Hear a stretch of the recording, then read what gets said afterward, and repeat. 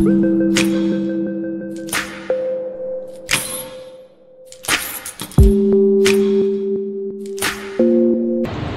jadi gue ke Pleset konten, terus awalnya gue nggak mau take down, cuman akhirnya Bilar menyarankan buat itu ada beberapa bagian yang lu cut aja bro. Cuman kan kalau proses udah di posting harus di crop dari itu kan susah ya. Akhirnya ya udahlah, gue take down aja. Sebenarnya justru malah kita itu iseng. Jadi kayak ada artikelnya pada rame itu bacanya gue sama Bilar, bro rame bro. Udah iseng ini sekalian deh. Jadi memang sengaja kita diam ya. Gimana ya? Kita kan nggak bisa menjelaskan satu persatu ya. Apalagi di Instagram juga udah pada rame. Kita juga nggak bisa. Kita mau menjelaskan kalau kita baik-baik aja juga nggak sanggup membendung, ternyata komenan itu masih tetap banyak banget, dan postingan di YouTube juga ada beberapa artikel yang dari videonya itu di-cut terus diposting di YouTube juga ya. Yalah, justru itu buat kita apa ya, hiburan lah. Ya Jok, emang soal apa sih YouTube-nya sampai akhirnya banyak yang orang gitu Jok ngebahas itu? Jadi ya per detik ini atau detik kemarin kan banyak banget ya, semua pasti ingin mengejar traffic, makanya mengejar apa sih yang lagi rame, dan Bilar kan sekarang lagi rame ya. Dan gue sama tim bilang kalau apa nih yang harus kita angkat nih. Nah akhirnya dari tim itu mengangkat prestasinya orang-orang yang pernah berhubungan sama si Rizky Bilar. Nah ternyata dari sini kita belajar kalau kita tidak lagi membuat konten apa yang kita mau, nggak bisa. Berarti kita harus membuat konten apa yang penonton mau. Jadi sekarang ini ya justru apa ya, hikmahnya kita lebih hati-hati dalam membuat konten. Berarti kita harus bikin konten apa yang penonton mau. Udah nggak bisa lagi tuh. Itu sih.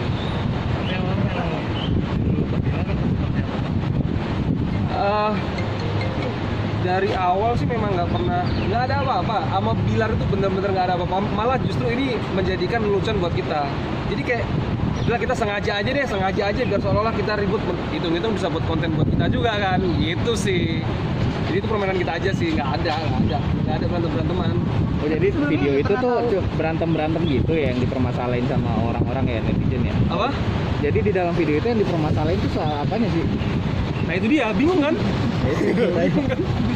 Gue juga bingung.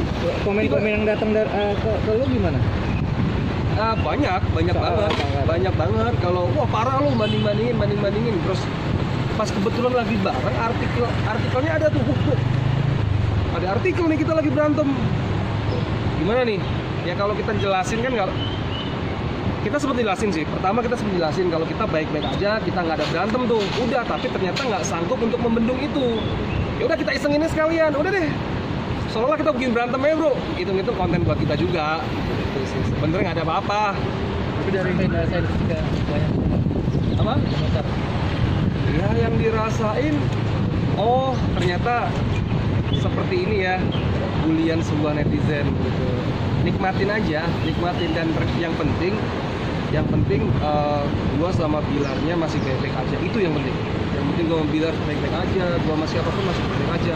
Kalau netizen ini kan apa ya, nggak kelihatan lah pertemanan di sosial media, nggak kelihatan lah. Gua sih lebih mengamankan di kehidupan nyata gua.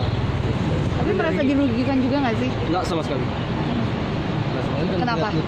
Agizal yang udah ngajak banyak pengikut, lu aja cuma begitu doang ngasih dia ya. Anjay, emang boleh ngomong anjay? Boleh sih. Ya kayak si Lutfi juga temen. Mungkin yang bawa Lutfi ke circle kita, ke circle yang ada Bilarnya juga, ya itu gua juga. Ya jadi ketika orang pada bully Lutfi, di situ gua nggak ngebully kan. Gua cuma nyari sendal di situ, sendal gua hilang. Gua taruh di kolom komentar, sendal hilang. Jadi untuk ngomongin masalah Lutfi, geli sendiri. Gue sebagai teman tuh geli gitu loh, nggak nyangka aja gitu. Gue deket sama dia, gue kenal sama dia, hal sereceh ini bisa serame ini tuh geli sendiri. Iya, ya begitulah. Tapi public figure juga teman-teman yang memang lagi banyak istilahnya kayak sensasi kali ya, melihat fenomena kayak gitu gimana sih? Ya itu dia. Jadi gua rasa sekarang para influence, para youtubers, jadi di masa pandemi ini benar-benar kita dibukakan dengan sebuah traffic atau AdSense ya. Jadi orang paham nih, youtubers atau konten kreator nih paham kemana kita harus mengejar traffic, itu kemana kita harus mengembangkan traffic. Dan mungkin ini yang terlalu dipahami sama Lutfi gitu loh, sampai dia membuat konten sebuah ajaib yang berpikir mungkin buat traffic buat dia, ya menurut gua sih sah-sah aja ya, sah-sah aja. Tapi kalau di tracking dari awal sampai akhir sih sebenarnya kata-kata itu kata-kata yang sebenarnya dipermasalahin juga nggak apa-apa, nggak dipermasalahin juga nggak apa-apa. Kalau gue sih gue udah ketemu Lutfi langsung berapa hari yang lalu ya, 4 hari yang lalu ya. Gue datang ke rumahnya, gue ngobrol sama dia, sempet prihatin juga ya, Instagramnya hilang. Apalagi buat youtubers atau buat influencer itu kan Instagram bisa dijadikan pemasukan ya, dan kita juga prihatin juga kenapa bisa hilang. Kita juga sempat nasehatin lain kali kalau bikin konten itu memang benar-benar harus tahu dulu nih apa yang penonton mau baru kita bikin konten. Sekarang kita harus hati-hati. Oke, Terakhir bang,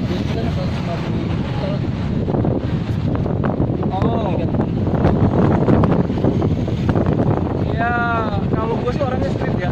Gue masih dengan teman-teman gue lama bilang gue terkenal orang yang street lah. Gue cuma maksudnya gini, karena gue berpikirnya gini, kalau kita teman, kita harus ngasih tahu di depan, jangan di belakang. Dan gue pun ngasih tahu sama Lutfi, udahlah Vi, mau impresi lu 150 juta kan itu kan nggak diperlihatkan ya. Kalau yang diperlihatkan itu kan terakhir impresinya dia di angka 40-an juta gitu loh, 40 atau berapa ya, 40 atau 50 juta gitu, dengan dia ada promo buat membantu UMKM dengan harga miring dibandingkan influencer yang lain gitu loh.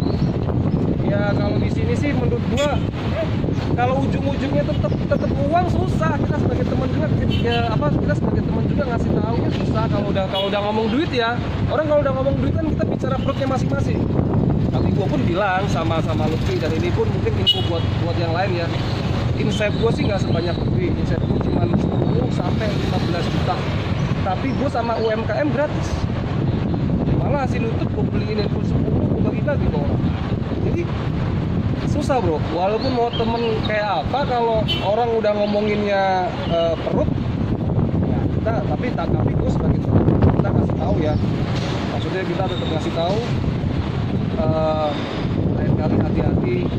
Apalagi semua penonton udah pintar ya, semua udah pada tahu lah, orang kalau kita mau ngejar traffic pasti ngomongnya hal-hal apa yang bisa nggak kok. Impresi gue 8 juta, tapi gue 8 juta sampai 15 juta nih kadang, tapi gue buat UMKM gratis. Malah hasil YouTube gue kemarin bagi-bagi buat beli Samsung pelajar yang nggak bisa belajar online kan. Jadi ya teman-teman, gue sama bilang nggak ada apa-apa, artikel-artikel tahu salah, itu iseng kita aja. terakhir sampai akhirnya lo nurunin video sendiri karena takut dibully netizen apa? Nah, akhirnya para netizen bisa menggoreng dari konten itu gitu loh, dijadiin meme lah, dijadiin ini itulah. Akhirnya kita berpikir kalau udahlah bro, take down aja deh, udah kita take down. Kita take down itu biar ya udah semuanya baik-baik aja lah gitu loh. Tapi ternyata dengan kita udah take down, kita sudah memperlihatkan kemesraan kita posting di Instagram kalau kita baik-baik aja, kita masih main bareng, kita bikin konten bareng, tapi artikel itu masih gitu loh. Tapi ya udahlah, akhirnya kita goreng sendiri dong, bisa jadi kontennya kita. Terima kasih. Terima kasih.